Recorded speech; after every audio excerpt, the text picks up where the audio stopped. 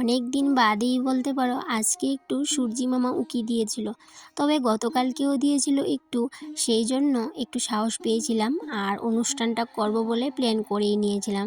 তবে মা না করছিল, বলছিল রোদ নেই, কিচ্ছু নেই, ভাল লাগে না। তো যাই হোক, কী অনুষ্ঠান সমস্ত কিছুই তোমাদের সাথে শেয়ার করব। তার আগে শুভ সকাল বন্ধুরা, কেমন আছো সবাই? আশা করছি রাধা মাধবের কৃপায় সবাই ভালো আছো। খুব বেশি বড় অনুষ্ঠান না হলেও আমার কাছে বিশাল। কেন কি, যেহেতু সমস্ত কিছু আমাকেই দেখতে হয়, আমাকেই ভাবতে হয়, সেই জন্য আমার কাছে বিশাল মনে হচ্ছে। সেই জন্য বলতে পারো খুব সকাল সকালে ঘুম থেকে উঠে পড়েছি, কারণ আজকে অনেকগুলো কাজ আছে, সেগুলোকে সময়ের মধ্যেই কিন্তু সারতে হবে। আজকে হচ্ছে বুধবার, তো আজকে ভাবলাম অনেক দিন ধরে এই রান্নাঘরটাকে পরিষ্কার করা হচ্ছিল না, আজকে ভাবলাম কিচেনটাকে একটু ভালো করে পরিষ্কার করে নেব।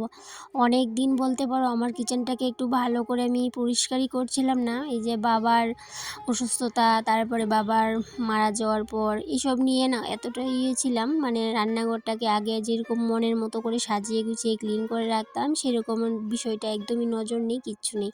তো ভাবলাম যেহেতু কালকে একটা ছোট্ট মোটো প্রোগ্রাম বাড়িতে, আজকে কিচেনটাকে পরিষ্কার না করলে একদমই হবে না। এদিকে ঘুম থেকে উঠেই দেখি জল প্রায় চলে যাচ্ছে, এরকম অবস্থা। তো আমি বেশি জল আর গড়ে তুলতে পারিনি, এক বালতির মতো জল তুলেছি, তারপরে দেখি জলও চলে গেছে।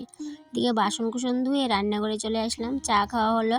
তারপর আর এক মিনিটও দেরি করিনি, এই যে ক্লিনিংয়ের কাজে লেগে পড়লাম। সবার প্রথমে আমি আমার টেবিলটাকে পরিষ্কার করে নেব। দেখো কতটা অগোছালো হয়েছে, বেশ অনেক দিন হয়েছে রান্নাঘরের কোনো কাজকর্ম কিচ্ছুই করা হচ্ছিল না, যেমনি ছিল সেরকমভাবেই কিন্তু পড়ে থাকে। যেখান থেকে যেই জিনিসটা নিয়েছি বা কেউ নিয়েছে, তো সেখানে সেই জিনিসটা এইভাবেই পড়ে থাকতে হতো।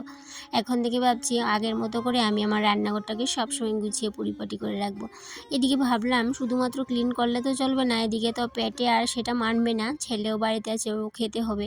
তাই জন্য এদিকে ভাতটা বসিয়ে দিলাম, আলু সিদ্ধ ভাতটা করে নিলে এদিকে কাজ করতে করতে তাহলে কিন্তু আর অতটাও সমস্যা হবে না।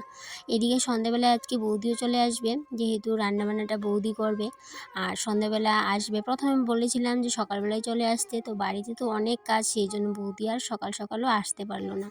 তো ভাবলাম আমি নিজেই, বাড়িতে তো আর অত কাজ নেই, নিজেই সমস্ত কিছু করে নেই। এদিকে রান্নাঘরের মধ্যে এত মাকড়ের জাল হয়েছে, সেই জালগুলোকে একটু ভালো করে ছাড়িয়ে নিতে হচ্ছে। টিনের এই ডেউগুলোর মধ্যে না এমনভাবে মাকড়ে জাল করেছে, সেগুলোকে না একদমই, মানে কী বলবো, ভাঙতেই পারছিলাম না। এদিকে ভাঙছি তো দেখি অন্যদিকে আরও জাল করে রেখেছে। তো এইভাবে করে আমি সমস্ত ঘরটাকে ঝাড়াম করে নিয়েছি, মাকড়ের জালগুলোকে ভেঙে দিয়েছি। কিন্তু কি হবে, এক সপ্তাহ যাবে না, এক সপ্তাহের ভিতরে আবার মাকড়ের জালগুলো ঠিক আগের মতো করে করে নেবে।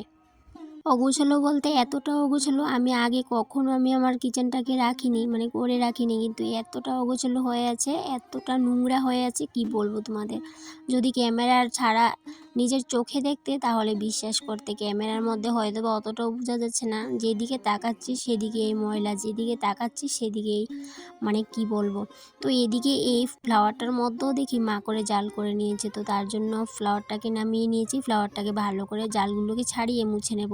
আর এদিকে ফ্লাওয়ারের স্ট্যান্ডটার মধ্যে, এই যে স্ট্যান্ডটা যেহেতু বাঁশের, এটার মধ্যে না আরশোলা বাসা করে নেয়। তাই জন্য আমি কি করি বলতো, কিছুদিন পর পর এই ফ্লাওয়ারটাকে উঠিয়ে এটার মধ্যে আমি আরশোলার ওষুধ দিয়ে দিই, যাতে করে আরশোলা এগুলোর মধ্যে ডিম পেড়ে বাসাটা না করতে পারে।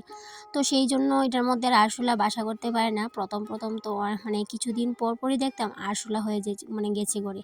তো এখন আমি কি করি বলতো, গড়ের মানে আনাচে কানাচে যেইগুলার মধ্যে মানে আরশোলা বাসা বাঁধার ভয় থাকে, সেই জিনিসগুলোর মধ্যে আমি একটু কেয়ার করে রাখি, একদম দেখে দেখে চোখে চোখে রাখি। তো যাই হোক, এই যে কিছুদিন যাবত এতটা নোংরা হয়েছিল, আমার এই র্যাকটাকেও না আমি গুছাই না, এইভাবেই পড়ে থাকে। তো আগে যেভাবে গুছিয়েছিলাম ঠিক একইভাবে আছে, যেহেতু কেউ ধরে না সেই জন্য একই আছে, কিন্তু ময়লা কিন্তু একই নেই, ময়লা তো পরে একদম সাদা ধুলু পড়ে আছে। যেহেতু তোমরা ক্যামেরাতে দেখছো বুঝতেই পারবে না, তাই জন্য এই সমস্ত কিছু নামিয়ে এই র্যাকটাকেও ভালো করে পরিষ্কার করে নিচ্ছি। আগে প্রত্যেক দিন একটু একটু করে কাজ করতাম বলে আমাকে কিন্তু অতটাও পরিশ্রম করতে হতো না একদিনে, কিন্তু দেখো এখন মানে এখন বলতে আজকে কতটা পরিশ্রম করতে হয়েছে তোমরা বুঝতেই পারবে না। মানে এত পরিশ্রম করতে হয়েছে আজকে আমার কিচেনে, মানে সমস্ত কিছু পরিষ্কার করেছিলাম, কোনো কিছু বাদ নেই। তারপর এদিকটায় আসলাম, এদিকটায় এসে প্রথমে ভেবেছিলাম কাঠের র্যাকটাকে সরাবো না, এমনিতে হাত ঢুকিয়ে মিস্কিটের নিচটাকে ভালো করে পরিষ্কার করে নেবো, কিন্তু না, একদমই হচ্ছিল না। ইঁদুরে এতটা নোংরা করে রেখেছে নিচে, কি বলবো তোমাদের।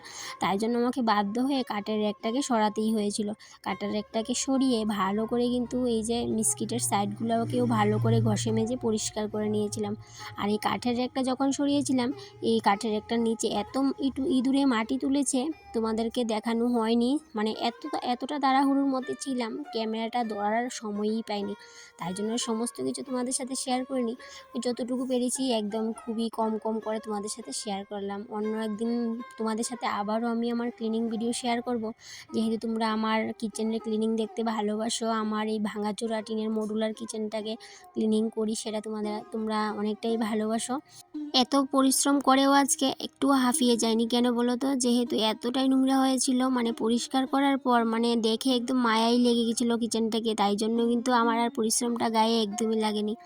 এদিকে রান্নাঘরের সমস্ত কিছু কাজ শেষ করে আমি আমার শোবার ঘরটাকে একটু ঝেড়ে মুছে পরিষ্কার করে নিয়েছিলাম। তারপরে রান্নাবান্না করলাম, খাওয়া দাওয়া হলো। তারপর সন্ধ্যাবেলায় বৌদি এলো, চা খাওয়া হলো, এদিকে মাছ আনা হলো, যেহেতু পরের দিন ওই যে বললাম ছোট্ট মোটো একটা প্রোগ্রাম। বৌদি আর হাজব্যান্ড মিলে এদিকে মাছগুলা পরিষ্কার করে নিচ্ছে, আর আমি এদিকে রান্নাঘরে রান্নাবান্না করছিলাম রাতের খাবারের জন্য, মানে খাবারের জন্য। আলু ভাজা করলাম, এদিকে আলু সিদ্ধ করলাম, আর ভাত করলাম, আর এদিকে ইন্ডাকশনে বসিয়ে দিলাম মাসকলাই। যেহেতু মাসকলাই দিয়ে কালকে একটা তরকারি করা হবে লাউ দিয়ে, সেই জন্য আজকে রাতের বেলা যা কিছু কাজ এগিয়ে রাখা যায় সমস্ত কাজ বাজে কিন্তু এগিয়ে রাখবো। তো এদিকে আজকে রাতের বেলা ঘুমাতে ঘুমাতে প্রায় 2টো বেজে গেছিলো রাত্র। কারণ রাত মানে পরের দিনের যে কাজকর্ম এগিয়ে রাখার জন্য, মানে যাতে করে চটপট করে হয়ে যায়, সেই জন্য রাতের বেলায় কিন্তু সমস্ত কাজ বাজ আমরা করে রেখেছিলাম বৌদি আর আমি মিলে। লাউ কাটা থেকে ধুয়ে লাউ কাটা, মাছ ভাজা, তারপরে আরও আলু কাটা, আলু ফুলকপি একদম ফাঁপিয়ে রেখে দেওয়া, যা যা কিছু করার সমস্ত কিছু করে রেখে দিয়েছিলাম। আর এদিকে সকালবেলা বৌদি রান্নাটা বসিয়ে দিয়েছে বারান্দাতে, আর আমি এদিকে ঘরের কিছু টুকিটাকি কাজ ছিল সেগুলো করছিলাম। তারপরে আজকে যেহেতু বৃহস্পতিবারের পুজোটাও দিচ্ছিলাম। আর ওই যে বললাম অনেক দিন বাদে আজকে সূর্যি মামা ঠিকভাবে উঠেছে। অনেক দিন হয়ে গেছে সূর্যি মামার ঠিকভাবে দেখাই পাচ্ছিলাম না। তো যাই হোক, এইদিকে সমস্ত মানে সবারই খাওয়া দাওয়া হয়ে গেছে, প্রায় 25 থেকে 30 জন খেয়েছে। এদিকে দেখো, কথা বলতে বলতেই ভুলেই গিয়েছিলাম যে অনুষ্ঠানটা কী ছিল। আসলে বাবার শ্রাদ্ধ করার পর আমি যেদিন বাবার কাজ করেছিলাম সেদিন পুরোহিত মশাই আমার বাড়িতে খেতে পারেনি, কারণ ওনার আরও অনেকগুলা কাজ ছিল, সেই জন্য উনি আসতে পারেনি দুপুরবেলা। তাই জন্য আগেই ভেবে রেখেছিলাম পুরোহিত মশাইকে একদিন নিমন্ত্রণ করে খাওয়াবো। তো যেদিন মানে পুরোহিত মশাইকে যেহেতু বলবো, আর যেহেতু শ্রাদ্ধ উপলক্ষে আমার বাড়িতে অনেকেই কাজকর্ম করেছে, রান্নাবান্না করেছে, ওদেরকেও খাওয়ানো হয়নি। ওরা অবশ্য ওই দিন খেয়েছিল, কিন্তু আমার না ভাল লাগছিল না, কারণ ওরা কাজকর্ম করে খেয়ে গেছে। তাই জন্য ভাবলাম আজকে ওদেরকেও নিমন্ত্রণ করব। তো বাড়ির মানুষ সবাই মিলে প্রায় 25 থেকে 30 জন হয়েছে, বোনের জামাই, শাশুড়ি, শ্বশুর সবাই এসেছে।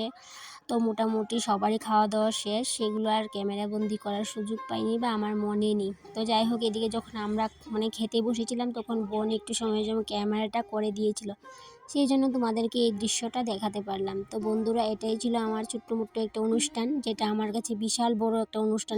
এদিকে বৌদিরও খাওয়া শেষ, কিন্তু আমার আর শেষ হচ্ছিল না। এই যে বসলাম, মানে আর উঠতেই চাইছিলাম না। তো যাই হোক, এখন বাজে বিকেল 4টা, মা কাকিম তারা বাড়ি চলে যাচ্ছে।